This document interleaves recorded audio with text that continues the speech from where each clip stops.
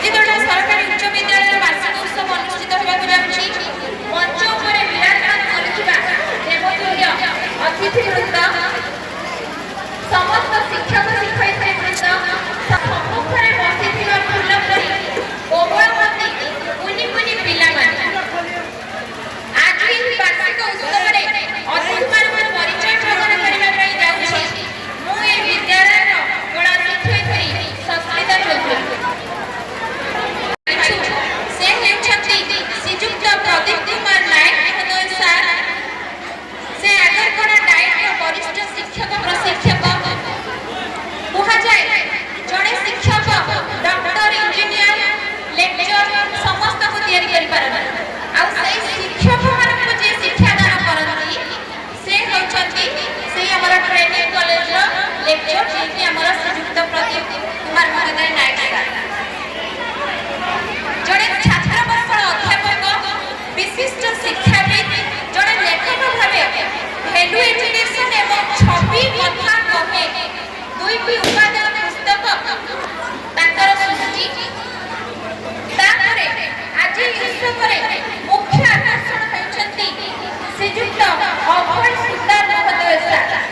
ସେ ଆଜିର ମୁଖ୍ୟ ବକ୍ତା, ଓଡ଼ିଶା ସାହିତ୍ୟ ଏକାଡେମୀର ସଭ୍ୟ ଓ ଆକାଶବାଣୀ ଗୀତିକାର ଭାବରେ ବେଶ ପରିଚୟ। ଜଣେ ଦରଦୀ ନିରକ୍ଷର ମଣିଷ ସେ। ତାଙ୍କୁ ଆମେ ମୁଖ୍ୟ ବକ୍ତା ଭାବରେ ପାଇ ଚିରକୃତଜ୍ଞ। ଛାତ୍ରଛାତ୍ରୀମାନଙ୍କୁ ଅନୁରୋଧ, ସବୁ ଅତିଥିମାନଙ୍କୁ କରତାଳି ଦେଇ ସ୍ୱାଗତ ଜଣାନ୍ତୁ। ତାପରେ ଆମର ବିଶିଷ୍ଟ ଅତିଥି ରୂପରେ ଅଛନ୍ତି doctor Mirza MD Sahid sir.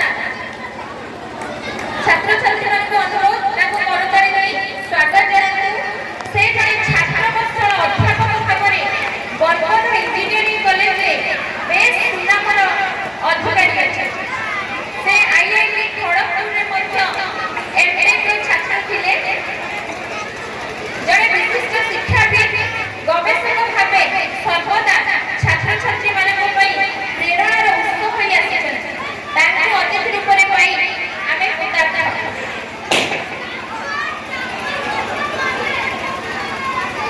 ତାପରେ ଆମର ସମ୍ମାନିତ ଅତିଥି ସିଆରସି ସାର୍, ଜହିରୁଦ୍ଦିନ ସାର୍ ଅନୁପସ୍ଥିତ ଅଛନ୍ତି।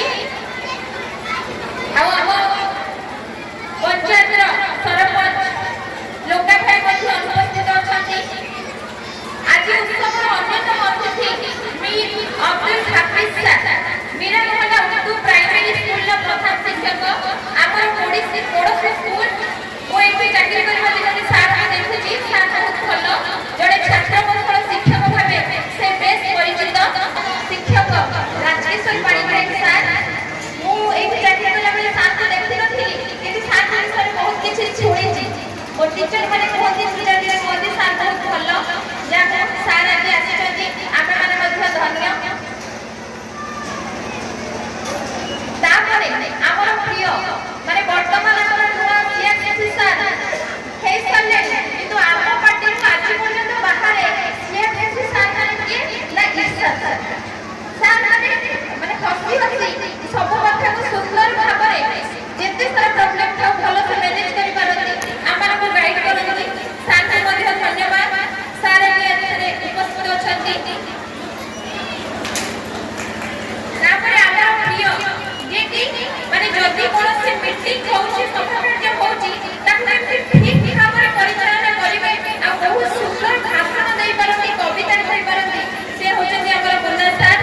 ତାଙ୍କୁ ମଧ୍ୟ ଆଜି ଆମ ମଞ୍ଚ ଉପରେ ଅଛନ୍ତି, ସେଥିପାଇଁ ତାଙ୍କୁ ମଧ୍ୟ ଧନ୍ୟବାଦ। ତାପରେ ଆମ ବିଦ୍ୟାଳୟର ପ୍ରଧାନ ଶିକ୍ଷକ ନ ହେଲେ ମଧ୍ୟ ସିଏ ଆମକୁ ବହୁତ ରାସ୍ତା ଦେଖେଇଥାନ୍ତି। ମାନେ ଛୋଟିଆ ଜିନିଷରୁ ଆରମ୍ଭ କରି ବହୁତ ବଡ଼ ଜିନିଷ ପର୍ଯ୍ୟନ୍ତ ଆମେ କ'ଣ କହିବୁ, ପିଲାମାନେ କ'ଣ ଖାଇବେ, କେମିତି ଆରେଞ୍ଜମେଣ୍ଟ ହେବ, ସେ ସବୁରେ ସେ ଆମକୁ ଗାଇଡ କରନ୍ତି। ରତିକାନ୍ତ ସାର୍ ମହୋଦୟ, ତାଙ୍କୁ ମଧ୍ୟ ବହୁତ ବହୁତ ଧନ୍ୟବାଦ। ସାର୍ ଆଜି ଏହି ମଞ୍ଚରେ ଆସିକି ପହଞ୍ଚିଛନ୍ତି।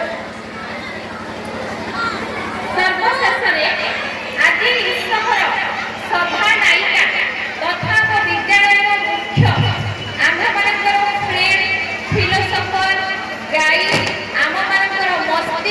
ମୁଣ୍ଡ ଆଖି ଯାହା ବି କହିବାର ଯାହା ବି ବୁଝିପାରିବା ଆମର ପ୍ରଧାନ ଶିକ୍ଷୟିତ୍ରୀ ମହୋଦୟ ସ୍ୱର୍ଣ୍ଣଲତା ପାଣିଗ୍ରାହୀ ମ୍ୟାମ୍ ମହୋଦୟଙ୍କ ପାଇଁ ଗୋଟେ ତାଳି ହଉ, ଯିଏକି ଆମର ଆଜିର ଏହି ସଭାରେ ସଭାପତି ଆସନରେ ଆମେ ତାଙ୍କୁ ଅଳଙ୍କୃତ କରୁ।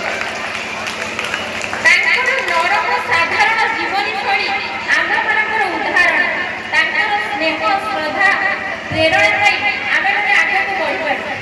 ଏହି ବାର୍ଷିକୋତ୍ସବ ଅନୁଷ୍ଠାନ ଯୋଉ ହଉଛି ତାଙ୍କର ପରିଶ୍ରମ ଆମେ କହିଲେ ନ ସରେ। ମାନେ ନର୍ମାଲି ଥାନ୍ତି କଣ, ସ୍କୁଲର ପ୍ରଧାନ ଶିକ୍ଷକ ମାନେ ସମସ୍ତଙ୍କୁ ଅର୍ଡର ଦେଇ ଦିଅନ୍ତି କାହାକୁ